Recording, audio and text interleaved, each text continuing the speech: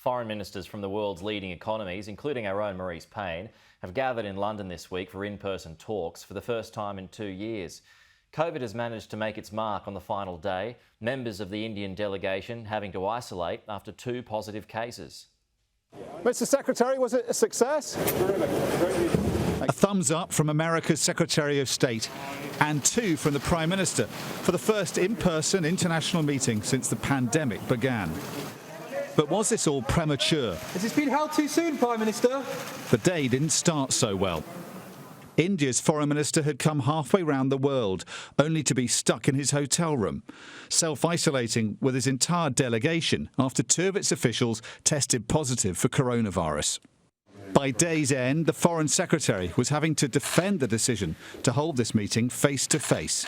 Immediately that we saw those tests, they were into self-isolation. The diplomatic exemption has been going on right the way through the pandemic, but it's been with the additional measures that we put in place, and actually they work very effectively to isolate any conceivable potential risk in this case. My suggestion is that we get cracking. In 2 packed days, the meeting did deliver diplomatically, culminating in a lengthy final communique.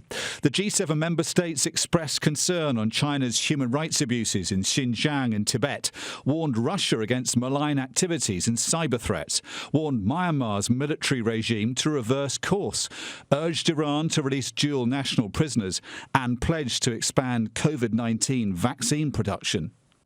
The aim of these meetings has been to present a united front of like-minded democratic countries against authoritarian rivals. If you're worried about what China does, I think it's more likely to need to, rather than react in anger, it's more likely going to need to take a look in the mirror and understand that it needs to take into account this growing body of opinion that thinks these basic international rules have got to be adhered to.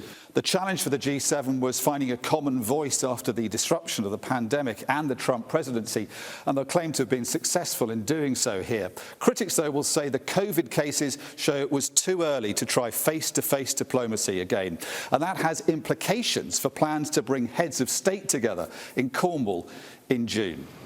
COVID scares aside, the foreign ministers leave hoping they've put the G7 and multilateral diplomacy back on track a month before returning to Britain with their leaders.